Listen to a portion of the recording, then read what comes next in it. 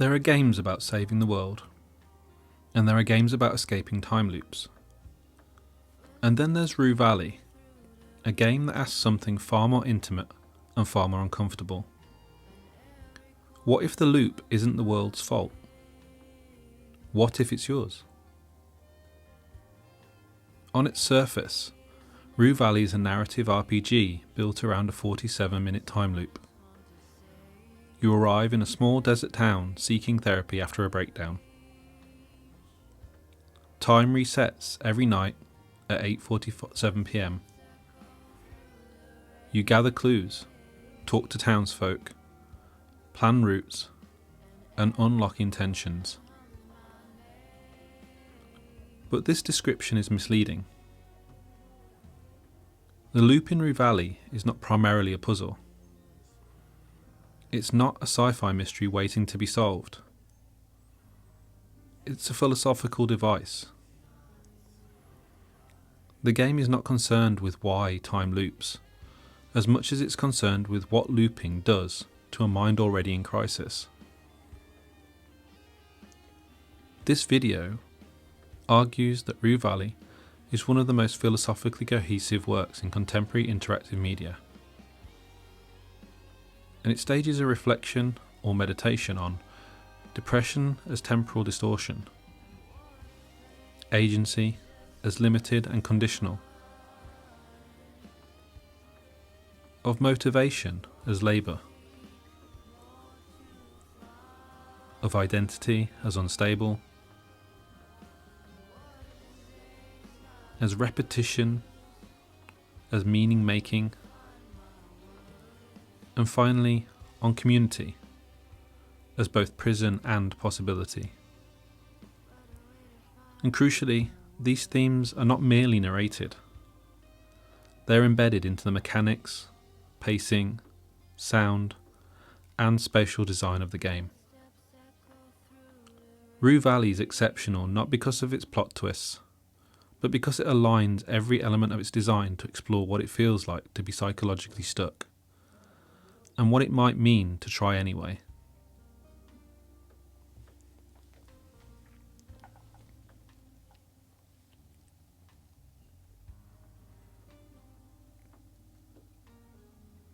Most time loop fiction is empowering. Knowledge accumulates, and mastery emerges. The protagonist becomes godlike in their understanding. Yet in Rue Valley, it rejects this fantasy. The loop's structure, a tight, claustrophobic 47 minutes, mirrors a core symptom of depression: the collapse of futurity. In depression, tomorrow doesn't feel like a possibility. It feels like repetition. The days blur, novelty disappears, and the future contracts into sameness. And the game formalizes this. You wake, you walk the same streets, the same conversations begin, and the same night ends. What changes is not the world. What changes, slowly and painfully, is your understanding. This reflects philosopher Martin Heidegger's notion that temporality is not objective clock time but lived experience, and depression distorts lived time. It traps individuals in a perpetual present that feels unmovable. Rue Valley translates this distortion into structure. You cannot skip the loop. You cannot fast forward life. You must inhabit it again and again and again. And here is the critical inversion. Knowledge does not dissolve the loop. In most games, understanding the system gives power. In Rue Valley, understanding often deepens discomfort. You know how someone will respond. You know which mistake you're about to repeat. And still, you may not be able to act any differently. The loop becomes a metaphor for cognitive rumination, replaying conversations, imagining alternative outcomes, and rehearsing what you should have said, yet remaining stuck. This is not a narrative about escape. It's a narrative about inhabiting recurrence.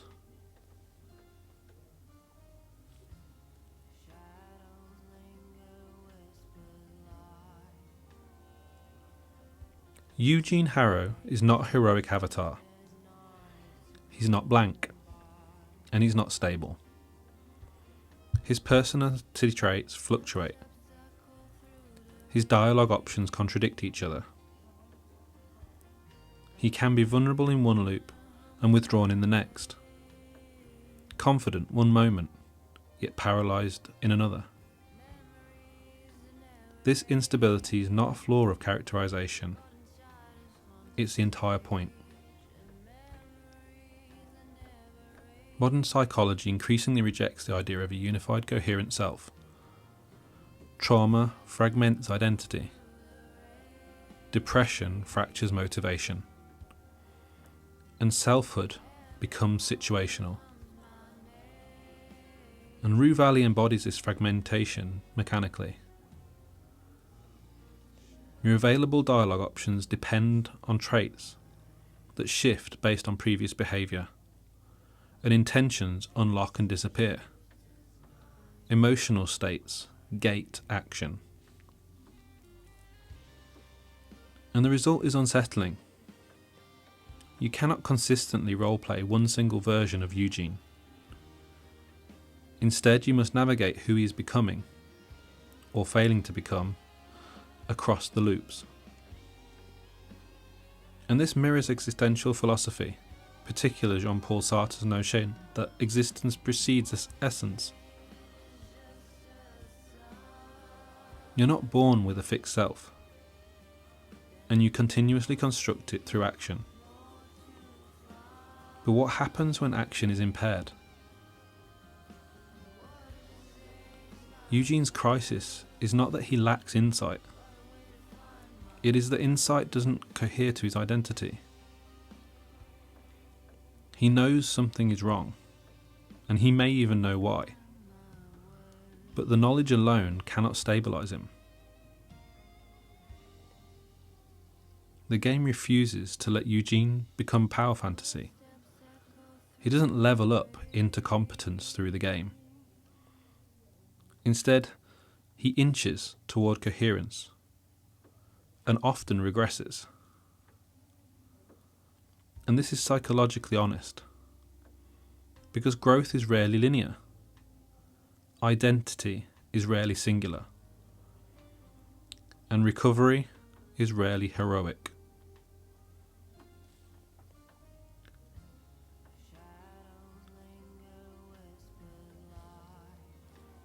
Perhaps the game's most philosophically radical move is its formalization of intention as a resource.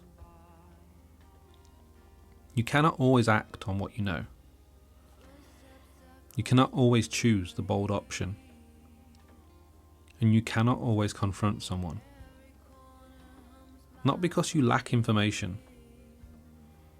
but because you lack capacity. The intention system transforms motivation into something finite. You must gather inspiration. You must cultivate readiness. From a game design perspective, this can feel restrictive. But from a psychological perspective, it's deeply truthful. Depression is not ignorance, it's inertia. It's the inability to convert understanding into movement.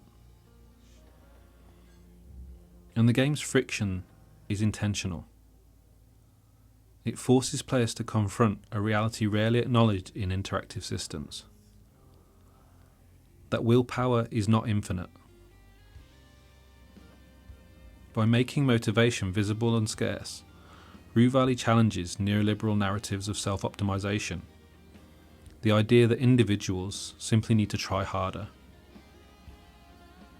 Instead, it argues that capacity can fluctuate, and that action depends on context, support, and timing.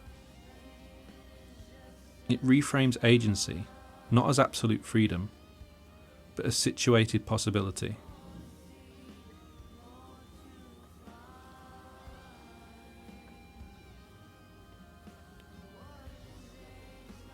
Rue Valley is geographically small. Streets curve back into themselves, and buildings reappear in familiar patterns. There is no vast map to conquer. This spatial limitation is thematic. The town functions as an externalization of Eugene's mental state. It's not hostile, but it is inescapable. It's not large, but it is complex.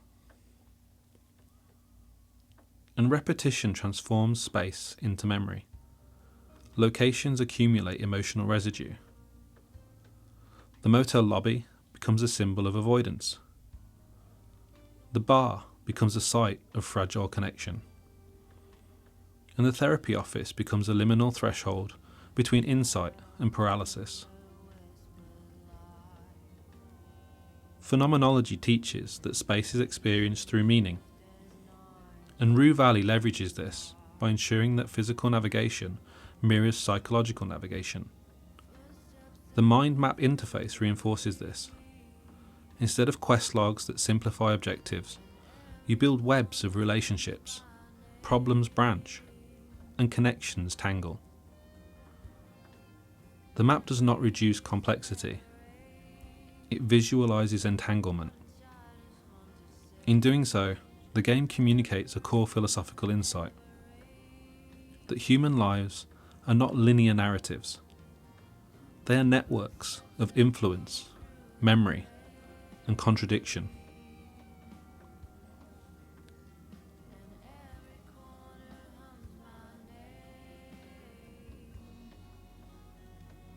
One of the most subversive aspects of Rue Valley is its refusal to equate knowledge with salvation.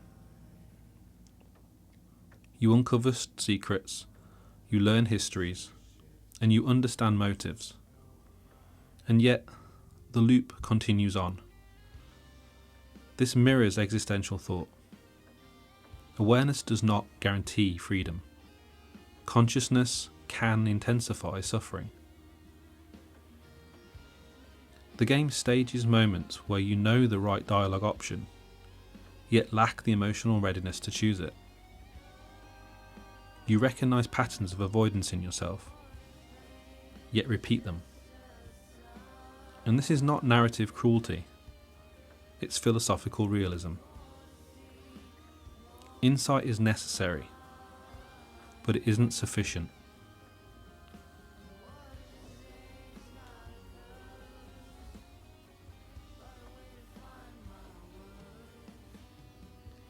In gaming culture, repetition is often minimised. We seek efficiency, speedruns, optimal paths, and Rue Valley reframes repetition as practice. Each loop teaches subtle timing. When someone leaves a room, when someone might be receptive, and when silence is better than speech.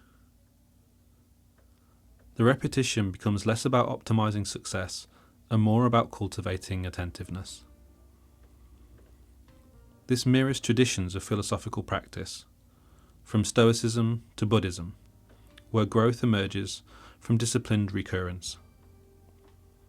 The loop becomes rehearsal, not for perfection, but for presence.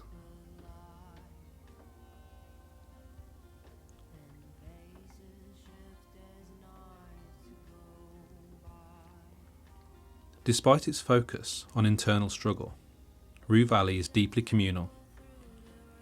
The town is not merely backdrop.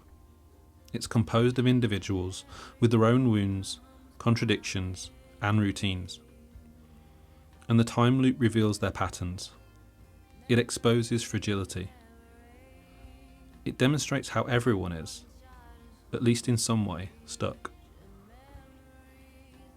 And this complicates Eugene's isolation. His suffering is not unique. It's part of a larger social fabric.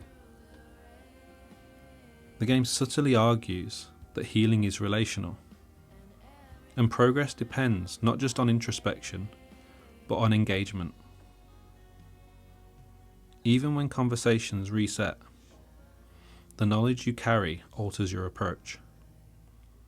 You begin to listen differently, to respond differently. And the loop does not erase connection, it intensifies responsibility.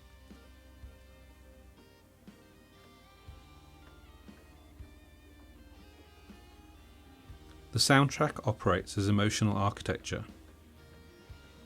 Ambient tones stretch across scenes, reinforcing stillness. And silence lingers during uncomfortable pauses. Music swells not during triumph, but during vulnerability. And the effect is profound. Sound regulates emotional pacing. The partial voice acting deepens this, with spoken lines feeling exposed, and silent text feeling interior. The game does not overwhelm with music. It withholds it, allowing relief to feel earned. And this mirrors the psychological rhythm of recovery. Long stretches of numbness, punctuated by fragile moments of connection.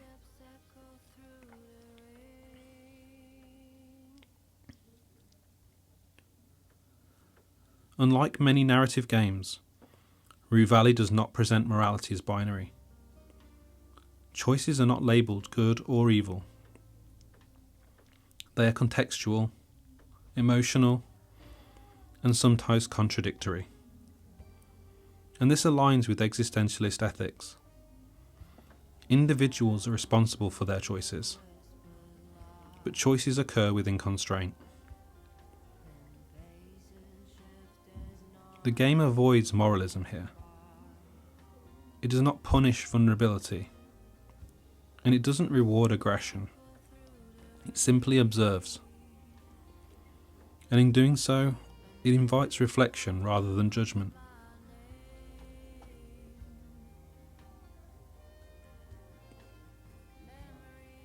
At its core, Rue Valley articulates a philosophy of stuckness. Being stuck is not laziness. It's not ignorance. And it's not failure of character. It's a condition shaped by time, environment, trauma, and limited capacity. The game's brilliance lies in transforming this abstract insight into embodied experience. You feel the drag of repetition, and you feel the friction of intention. And you feel the weight of incomplete conversations. The loop becomes empathy.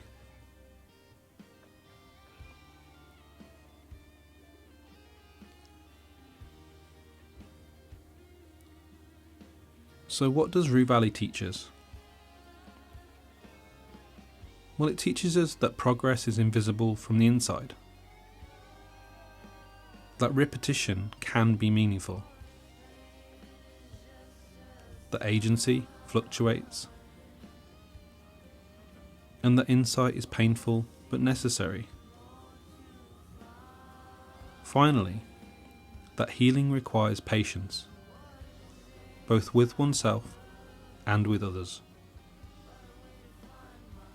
The game refuses to offer easy catharsis, and instead, it offers recognition.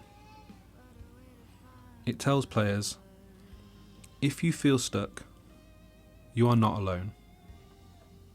And if change feels slow, that does not mean it's absent. And if you must try again tomorrow, then that effort matters.